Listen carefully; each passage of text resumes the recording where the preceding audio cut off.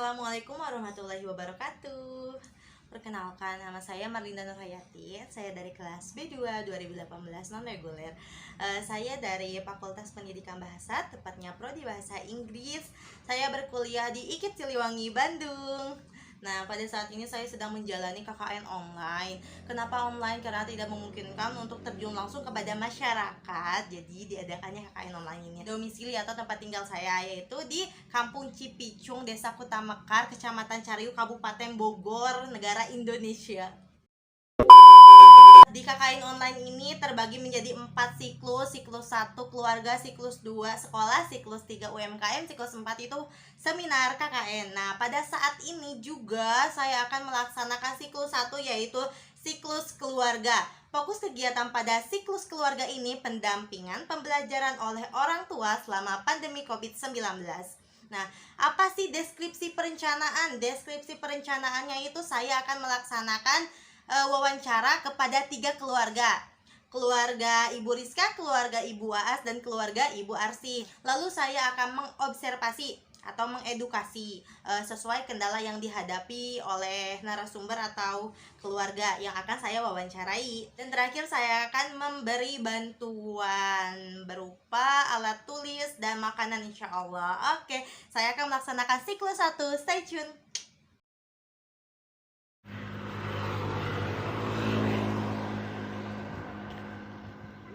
Terima kasih Ibu sudah meluangkan waktunya dan mengizinkan saya untuk mewawancarai Ibu. Nah, pada kesempatan kali ini saya akan mewawancarai terkait pendampingan pembelajaran oleh orang tua selama pandemi COVID-19.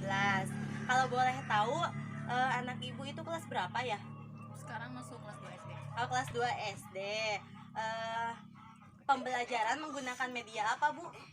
Media WhatsApp biasanya mah. Kendala apa yang Ibu hadapi dalam mendampingi anak belajar? Kendalanya kalau belajar di rumah kadang suka main game, susah diatur, ngambek-ngambek aja gitu pokoknya budak mah. Lalu peran Ibu itu sebagai apa dalam mendampingi pembelajaran? Peran sebagai ibu di rumah. Iya. Jadi mempersiapkan yang harus dikerjain, Iya. terus kadang nerangin apa yang harus diurusin, bagian mana-mananya yang harus dikerjain. Menurut Ibu apa sih dampak positif dan dampak negatif dalam pembelajaran? Negatifnya dulu aja kali ya, negatifnya jadi itu kadang jadi malas belajar, jadi main dulu. Positifnya ya lebih dekat kali ya antara hubungan ibu sama anak itu. Apa harapan atau keinginan Ibu untuk pendidikan pada saat ini selama masa pandemi COVID-19? Selama masa COVID itu ya buat guru-guru sih istilahnya ngasih tugasnya biar sering-sering gitu, jadi anaknya nggak terlalu banyak main di luar atau Karena anak sulit belajar, kayaknya sebelum belajar harus bermain dulu Bu, gitu kan, baru kelas 2 SD nyanyi-nyanyi dulu, bermain dulu, baru masih diajak pengen belajar. senang-senang Iya, begitu. Terus harus ada jadwal belajarnya gitu, belajarnya mau pagi atau sebelum tidur gitu. Jadi anak tuh, oh iya nih waktunya belajar, ada waktunya bermain, seperti itu Bu. Oh ini udah belajar tentang tempa ya, nilai tempa. Ada PR gak?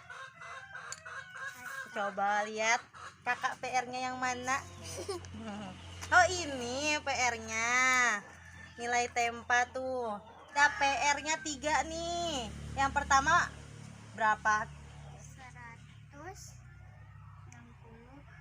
162. Angka 1 masuknya ke ratusan. Sok tulis di sini 1 ratusan. Pakai kotak angka 1 dulu, 1. Tulis angka. A few moments later. Nih, bisa kan ngerjainnya? Iya, yang rajin ya belajarnya ya. Biar nanti juara 1, oke? Tas dulu dong. Ya, sok beresin lagi bukunya. Nih, Ibu sudah meluangkan waktunya dan ya sudah bersedia untuk saya wawancarai. Ini ada sedikit bingkisan dari saya. Terima kasih Ibu. Terima kasih kakak. Ya, semangat ya belajarnya. Bilang apa? Makasih kakak. Sebelumnya terima kasih Ibu sudah meluangkan waktunya dan mengizinkan saya untuk mewawancarai Ibu. Pada kesempatan kali ini saya ingin mewawancarai terkait pendampingan pembelajaran oleh orang tua selama pandemi COVID-19. Kalau boleh tahu anak ibu kelas berapa ya? Sekarang kelas 1 SD. Saya kelas 1 SD ya. Kelas 1 SD. Terus dalam pembelajaran menggunakan media apa ya, Bu? Paling luring memakai pembelajaran HP, Oh, HP melalui aplikasi apa? aplikasi WhatsApp. Oh, ada iya. WhatsApp. Nah, lalu untuk pengumpulan tugasnya di WhatsApp dan pembelajaran di WhatsApp, semuanya di WhatsApp apa gimana, Bu? Pengumpulannya pertama lewat WhatsApp, atau kedua Bisa? bisa langsung datang ke sekolah, Oh, gitu. tetapi hanya mengumpulkan tugas saja. Oh. Setelah itu balik lagi. Lalu kendala apa yang Ibu hadapi dalam mendampingi pembelajaran? Kendalanya susah untuk dibawa belajar. Yang kedua ya main HP wae, main game Oh, kayak gitu. gitu. Susah, itu kendalanya paling susah. Apa peran Ibu dalam mengajari pembelajaran gitu? Perannya sebagai ibu maksudnya pertama mendampingi ya, mendampingi anak, kedua membimbing, setelah itu ya memeriksa, menanyakan ke anak ada tugas apa enggak gitu dari sekolah, apa dari WhatsApp grup ya gitu ya. Setelah itu ya kalau misalkan ada tugas ya udah diajak langsung mengisi belajar. Kalau misalkan nggak ada ya udah berarti enggak gitu. Apa dampak positif dan negatif dalam pembelajaran selama pandemi ini? Dampak positifnya jadi anak-anak pertama tidak banyak bermain, kemudian yang kedua terpantau sama orang tuanya, ya itu aja sih, bisa melihat setiap harinya anak jadi di rumah terus gitu, terpantau sama kita. Apa harapan atau keinginan Ibu untuk pembelajaran selama pandemi COVID-19 ini? Harapannya pengennya sekolahnya cepat kembali normal. Iya. Seperti biasa, dan harapannya pandemi cepat berakhir. Ya, amin. Aja. Karena anak sepertinya susah belajar, ya Ibu susah diatur, masih kelas 1 SD jadi Iya. masih pengen main-main. Bisa Bu, sebelum belajar kayak nyanyi-nyanyi dulu gitu ya? Pengennya gitu? Diajak nyanyi Iya, ya. nyanyi dulu sebelum belajar. Terus atau diajak bermain dulu, biar dia itu merasa relax dulu, refresh dulu, iya santai, nggak tegang gitu, aduh susah, bisa gitu ya Bu. Terus juga kan karena sering main handphone, main games, bisa juga Ibu kalau lagi sama anak itu jangan main handphone juga, sama-sama main handphone gitu kan. Kalau lihat orang tuanya main handphone, mama juga sarua gitu kan, iya dibalikan, ngebalikan benernya ya. Jadi kan kalau lagi sama anak bisa sama-sama mendampingi, ngobrol, bisa begitu Ibu ya. Iya. Semoga belajar sama kakak sekarang mau tentang ya. angka ya. Mau ya. Hitung ya suka. Nih coba. Ini angka berapa? Terus kalau 1 tambah 1 berapa? 2. Kalau 2 ditambah 1 berapa? Coba. Oh bener 3. Dia udah bisa berhitung. Ya yang rajin ya belajarnya biar nanti juara 1. Oke, tos dulu dong. Iya. Menurut Ibu apa dampak positif dan dampak negatif selama pembelajaran pandemi COVID-19 ini? Ya kalau dampak positif jadi lebih dekat, terpantau sama orang tua. Kalau dampak negatifnya itu kelas terus jadi main HP wae. Oh gitu, dampak negatifnya ya. Ya, itu aja. Bu, ada bingkisan dari saya. Terima kasih sudah membantu ya Ibu. Ini Oh iya, ya. sama-sama. Makasih Iya. kakak. Iya, sama-sama. Iya, bingkisannya nih dari. Sampai bertemu di lain waktu ya. Dadah. Ya. Sebelumnya saya berterima kasih Bu, Ibu sudah meluangkan waktunya dan bersedia untuk saya wawancarai. Pada kesempatan kali ini saya akan mewawancarai terkait pendampingan pembelajaran oleh orang tua selama pandemi COVID-19. Sebelumnya saya ingin bertanya Bu, anak Ibu kelas berapa? Kelas 3 SMA. Media apa yang digunakan pada pembelajaran? Zoom, grup WA. Kendala apa yang dihadapi saat pembelajaran Bu?